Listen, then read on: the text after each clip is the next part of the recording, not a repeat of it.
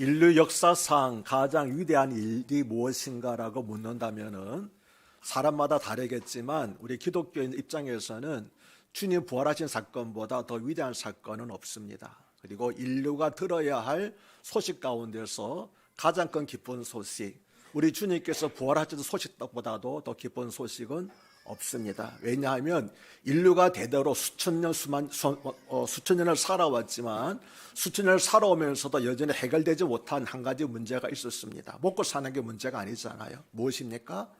사람은 반드시 한 번은 죽게 되는 것이고 그 후에는 심판이 있다는 사실에 대해서 많은 사람들이 아무도 해결하지 못했습니다. 그러나 우리 주님께서 이 문제를 십자가에서 단번에 해결해 주신 줄로 믿습니다. 여러분 꼭 기억하실 것은 우리는 부활절을 주님께서 부활하셨다는 사실만으로 기뻐하는 것 아닙니다. 왜냐하면 고린도서 15장 20절 말씀에 그리스도께서 살아나셔서 부활의 첫 열매가 되셨다고 말씀합니다. 첫 열매라고 하는 것은 그 다음에 열매들이 있다고 하는 거잖아요. 그 다음 열매가 누굽니까? 바로 우리들입니다. 주님께서 부활의 첫 열매가 되셨다고 하는 것은 주님을 본보기로 해서 주님을 믿는 우리 모든 사람들도 부활에 참여하게 된다는 겁니다. 사랑 여러분 한번 생각해 보십시오. 여러분이 지금 이 세상 마지막을 맞이합니다. 내가 지금 곧 죽을 것 같습니다. 그런데 만약 여러분이 부활에 대한 소망이 없다고 그러면 여러분 그 죽음 앞에서 어떤 생각하겠습니까? 내가 지금 가졌던 모든 것들을 다 내려놓고 가게 되고 그 다음에는 어떤 일이 있을지 모르는 그런 상황이 있다고 한다면 어떠하시겠습니까? 저는 목사로서 많은 사람들의 죽음 인정 자리를 지켜본 사람입니다. 물론 대부분이 믿는 분들, 성도님들의 죽음을 지켜봤지만 때로는 그렇지 못한 사람들, 노숙자의 죽음도 지켜봤고 이렇게 죽어봤습니다. 그때 제가 뚜렷이 발견한 것 하나가 있는데 성도들의 죽음과 믿지 않고 죽는 사람들의 죽음이 근본적으로 다르더라고 하는 거죠. 성도님들의 죽음은 이 세상에서 가장 아름다운 모습으로 평안한 모습으로 그렇게 죽습니다. 조금 전망까지 하더라도 고통 가운데서 힘들어하고 숨쉬기도 곤란하시는 분들이 마지막 돌아가시는 순간에는 어떻게 그렇게 평안하고 얼굴이 이쁜지 알 수 없습니다. 저는 그 얼굴을 바라볼 때마다 성도님들의 인정을 바라볼 때마다 은혜를 받습니다. 우리에게는 정말 소망이 있구나. 우리에게는 정말 부활의 소망이 있구나 하는 것을 알게 되고 반면에 그렇지 않은 사람들, 반대편에 있는 사람들 보면은 다 죽음이 두렵습니다. 얼굴이 경직되어 있고 부르죽죽하고 이렇게 손을 꽉 웃겨잡고 있고 아주 비참한 모습. 어떻게 생각하면 세상에 살 때 가는 가운데서 가장 비통한 모습으로 이렇게 마지막을 맞이하는 것을 볼 때마다 우리에게 부활의 소망이 있다는 것이 얼마나 기쁘고 감사한 일인지 알 수가 없습니다. 그래서 저는 지금 당장 죽는다 할지라도 조금 더 두려움이 없습니다. 왜냐하면 주님께서 나를 다시 살아나게 해줘서 주님 품에서 영원히 살게 해주실 것이기 때문입니다. 여러분도 아멘이십니까? 아멘. 오늘은 부활절입니다. 한국에서는 성탄절을 더 크게 지키는 경향이 있지만 기독교 역사가 오래된 서양에서는 부활절을 더 성대하게 지킵니다. 부활절은 반드시 교회에 나서 지키고 오히려 성탄절은 가정에서 가족끼리 지키는 경향이 많이 있습니다.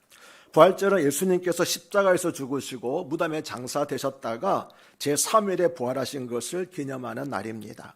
바울은 고린도전서 15장 3절과 4절에서 나는 내가 받은 가장 중요한 것을 여러분에게 전하였습니다. 가장 중요한 것.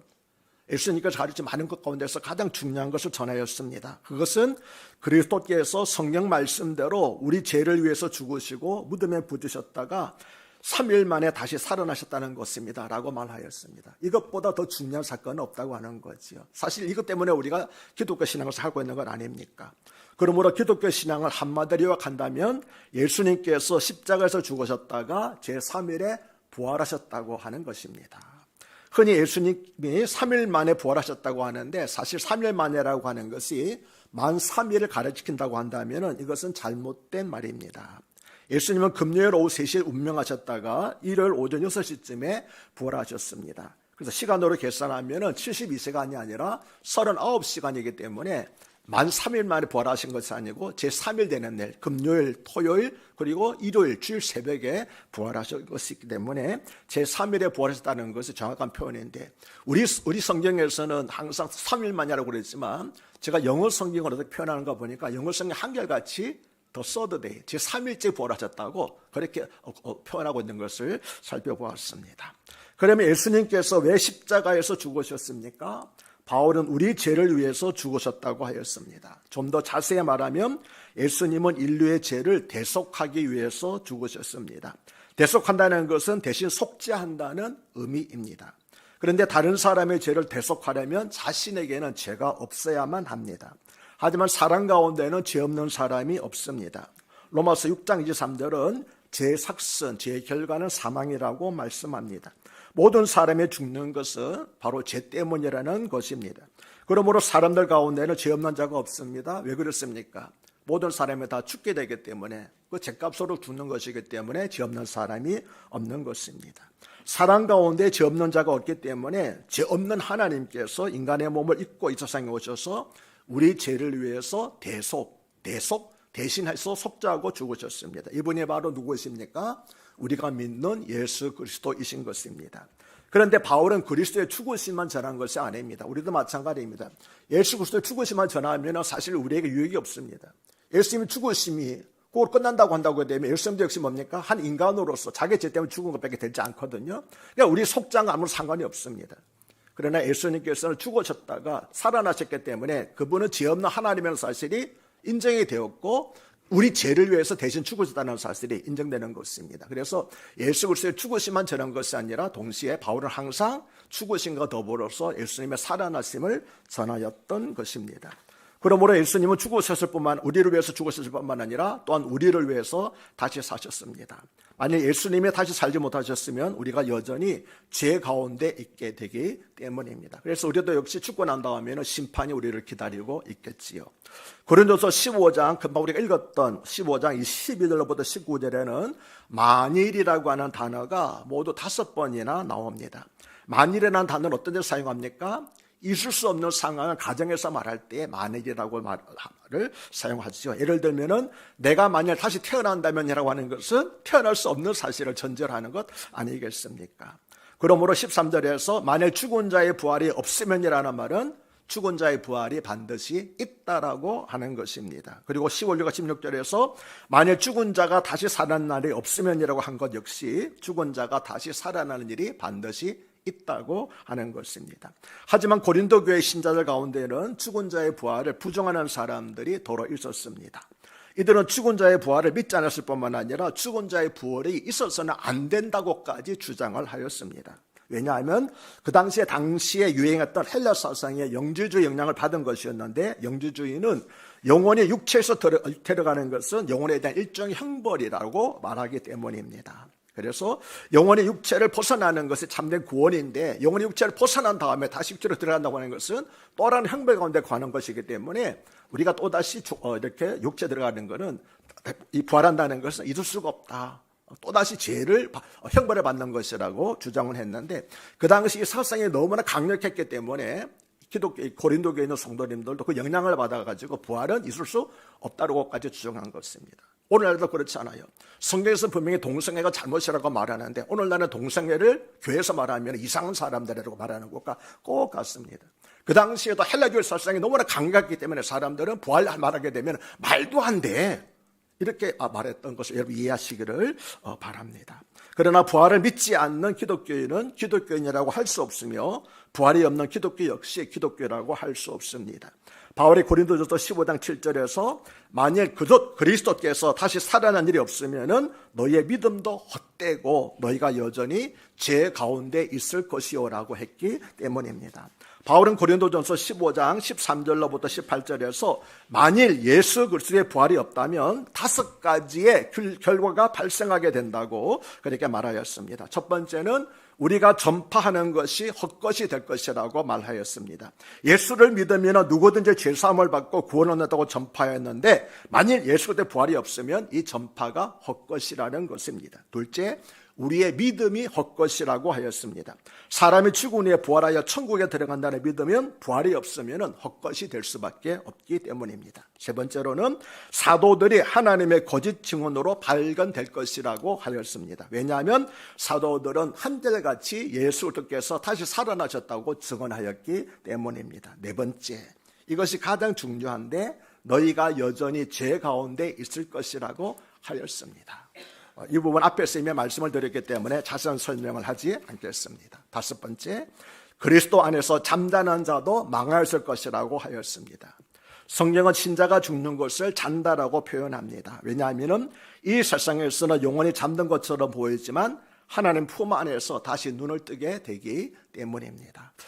초대교회 시대에 핍박받는 사람들이 많이 있었잖아요. 심지어는 사자밥이 되는 경우도 있었는데 어떤 순교자 가족이 어머니와 어린 아들이 함께 사자밥이 되는 경우가 이렇게 현장에 세워졌습니다.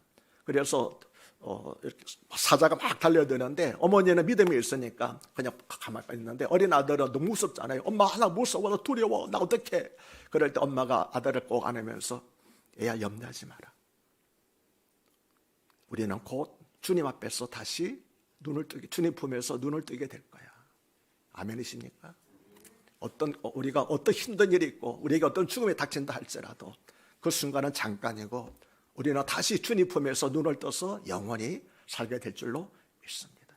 우리에게 이런 소망이 있다면 우리도 순교 자리에 설 수가 있습니다. 근데 많은 사람들이 왜 순교를 거부합니까?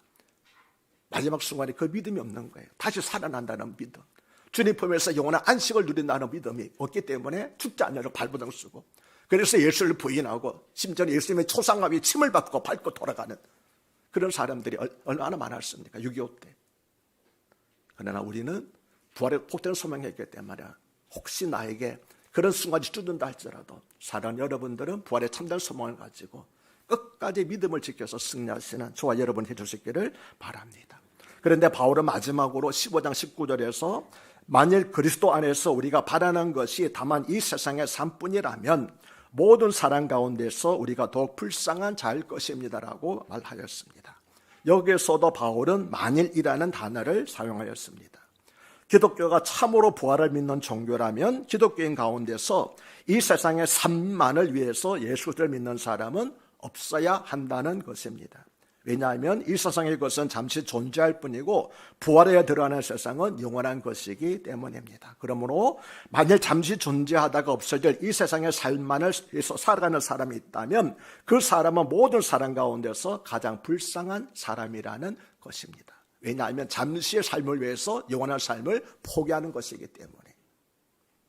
지금까지 우리는 바울이 만일이라고 한 모든 가정에 대해서 단호하게 아니오라고 대답할 수 있었습니다.